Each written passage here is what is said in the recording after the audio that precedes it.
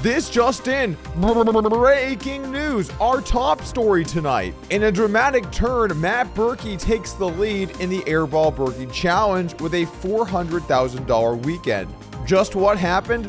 I think this says all you need to know. I'm making an exploitative sublimation based on villain's positional inertia and the relative stack capacitance. This is really basic stuff, guys. Next up, Hustler Casino Live founder and producer Ryan Feldman weighs in on the chance he thought that Robbie cheated. Incredible interview by Mr. Young. Without him, we wouldn't know there was a 40% chance we were robbed. Man, these intro jokes have really gone downhill. Also tonight, another huge pre-flop fold with pocket kings, this time from poker's legend, Phil Hellmuth. Phil let go of the Cowboys and his opponent showed him ace-queen suited. This is why you just don't fold kings, guys. This is pretty basic stuff. This is really basic stuff, guys. A brand new chip is being introduced into play at cash games at the Hustler Casino, with a $25,000 chip now being used. These chips are purple and gold, leading some to call them Kobe's. I find that technically inaccurate, however, because Kobe was number 24 and these chips are number 25. And finally tonight, a new episode of High Stakes Poker airs with some massive pots leading us up to tomorrow's game that I'll be playing in, and I'm giving away 1% of my action. I'm pretty sure I forgot to mention that before. All of this and more tonight on Poker News. Thank you for joining me today, and before we get this thing rolling, I want to say thank you to everyone that came out yesterday for the Lodge meetup game. Myself, Andrew Nemi, Brad Owen, Ebony Kenny, Skull Mike, Slick Rick, we all jumped around a bunch of different tables. Even Ryan Feast stopped on by. We had a great time at the room with a lot of different cash games running and some sizable pots being played, including yours truly winning a $3,000 pot at 1-2, where I got in pre-flop with ace-2 suited and hit a flush. This brings us to the Lodge Championship Series, which begins today. We've got a jam-packed schedule of events. On the poker streaming side, we're going to have a bunch of high-stakes cash games this weekend and the following weekend. And then we're going to be streaming every one of our high roller tournaments, as well as the final table of our main event. We have events happening every single day. I'll put a schedule below, but essentially we have a $300K this weekend, a $500K guarantee the following weekend, and a $2 million main event starting on May 10th. And also a high roller series with many different buy-ins between $3,000 and $25,000 where food will be provided. And if you play our 25K, we're bringing out some free Franklins for everyone that plays the event. That's right. For the low price of just $25,000, you, my friend, are getting to eat food at the room. That's right. $25,000 and you will get some of the finest brisket in the entire country. That just seems like a super reasonable price to me. I'll see you all there. In fact, you probably are. You're probably all headed to the Lodge right now. Anyway, moving on, let's get back down to the news and let's kick things off with the Berkey Airball Challenge. So over the last few days, they have been battling. We had 3 different sessions that happened over the weekend. The first and third sessions were relatively close. Nick had smallish wins in both of them. And Berkey had a big win on day 2 of this weekend to bring our total to roughly Berkey up around 300K or so. I think the total is Berkey plus 307,000 after about half of the challenge. They're 49 hours in. They're playing 100 hours. So they're halfway there. Berkey is up 3 buy-ins. Now, normally I break down some big hands that happened, but actually a lot of these hands did not reach showdown, so there aren't many hands for us to break down. However, Ryan Feldman, the director, producer, founder of Hustler Casino Live, he did stop by for some updates and got some video footage of one of the biggest hands we've had so far in the challenge. Let's take a look. The video picks up on the hand going into the river, but I do know the action roughly beforehand. The pre-flop action went Matt Berkey opened, let's just say 1,000, and Airball made it 5,000 to go. Berkey calls, and there's 10K in the pot going to the flop. The flop comes ace, queen, jack. Airball bets 15K into 10K and overbet here on the flop, and Berkey calls. The turn is a queen pairing the board.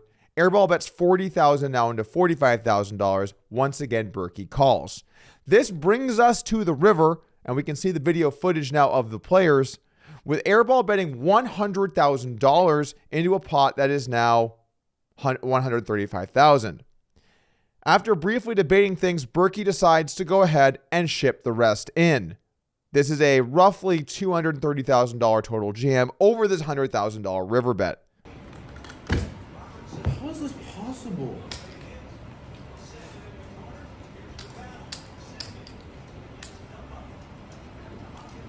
I mean, what is going on? How bad can I win? Fucking Nick then goes into the tank, seems fairly exasperated, and ultimately does decide to let it go. We'll never know what either player had here, but given the reaction from Airball, it's safe to say he's some kind of thin value bet, and Berkey either had a huge hand or was running a crazy bluff. We've got some great moments from Airball here. First off, busts into song. Is he singing na na na na na na na na?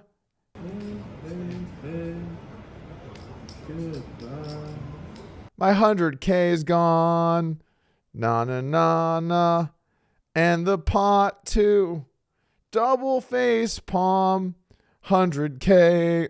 This is the look of an upset man. And who doesn't hate getting jammed on when you bet the river? It's possible he was bluffing and he's putting on a show. I guess we'll never know. The challenge is going to pause this weekend at least a couple of the days, if not the entire weekend, with a prearranged date that they could not play. And Airball is actually going to be coming out to the lodge this weekend. We're looking forward to having him. Moving on, we just mentioned Ryan Feldman, and he also made the news yesterday for an interview he did with Rob Young, where Rob asked him a bunch of rapid-fire questions. One of the questions was, what was the chance that he thinks that Robbie cheated on the stream? To which he said 40%. Did Robbie J. Lou cheat? I don't know. What percentage chance?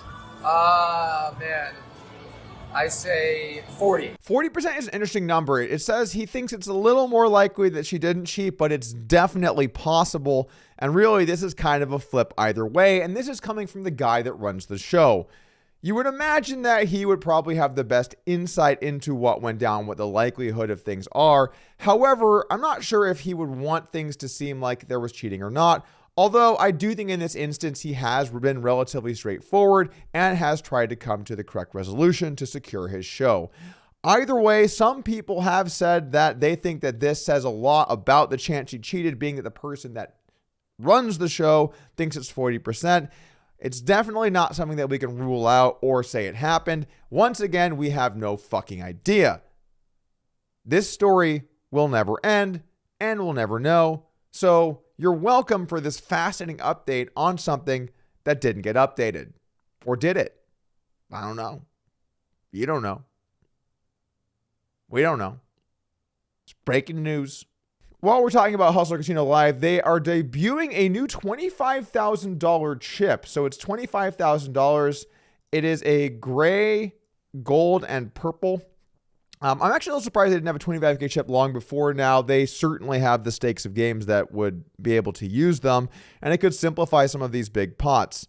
That said, 5Ks do get the job done in a variety of ways or in most situations. However, possibly with the fact they have a $1 million game coming up, it's going to be a lot of 5K chips on the table if you decide to just go for 5K, so it does make sense to bust out these big guys. Each stack of 25K chips is $500,000. So one stack of these guys is enough to buy a nice home in most of the country. That's not what they're going to get used for, though. I do like the purple and gold. I think especially being that you're in LA and it's Lakers country, I think that this is a nice touch. The gray, not a huge fan of, but I do think overall they look like fairly nice chips. And I'm looking forward to getting my hand on some when I get invited to this game. That invite better be in the mail. I've got my $1 million loaded up in the truck. Do I need to bring $2 million? Do I need to bring $3 million? How many goddamn million? Get the millions. Someone get the millions. This timing is kind of funny because we actually just ordered some 25K chips at the lodge a few weeks ago, and we're hoping to get them in the next week or so for our bigger games coming up this weekend. But we're going with a little bit of a different color scheme. On the theme of local sports teams, we're going with a nice burnt orange, a little Longhorn style. What are we going to call these guys? Longhorns? Bell peppers? Pumpkins? Carrots? No, it's got to be pumpkins. I think it's got to be pumpkins. What do you guys think we should call them? Anyway, let's move on. Phil Hellmuth with an epic pre-flop fold here, folding kings after raising to 9 big blinds by a 113 big blind jam. This is a crazy kings fold because they can just have a lot of hands that you beat, like a lot of hands that are not aces. Ace king could do this. Ace queen suited could do this. Once in a while, like an ace 5 suited might be in the mix. Pocket queens could do this. Pocket jacks could do this. It's possible 10s could do this. Maybe nines could do this. The other kings could do this. Maybe a little bluffsky every now and then can do this. Anyway, this is why we simply don't fold kings. Look, I know it's tempting when you think you're beat to just let the kings go and just throw them in the muck. But you can never let go of kings, period. Yeah, once in a blue moon, maybe you're right, but you're probably not. And the point of the matter is you're more likely to make mistakes letting them go than you are to make a good decision. So it's because of these kinds of plays where you simply just can't let go of kings. To give credit where credit is due, Phil Hellmuth did manage to win this session despite this fold with a tweet of his winnings from this game at Beau Rivage in Biloxi. Won $43,000. I'm surprised they have stakes going that big. Wonder what was going on. Oh, he was filming a show with John Travolta. That was probably the best 5100 game in the country. Say what you want about Phil Hellmuth, and I certainly have, but the man is not afraid to go with his reads. So sometimes you just got to dig deep and find the fold. You can't be afraid of looking like a moron. This is really basic stuff, guys. Finally, High Stakes Poker debuted another episode, High Stakes Poker Season 10, Episode 12. And someone broke down the hands over on Reddit with some hand histories, which included a massive bluff from Eric Pearson where he check raised with top pair, representing a flush against top pair, top kicker. JRB had a $200,000 additional raise in front of him after betting $65,000 on the river. The total was $265K.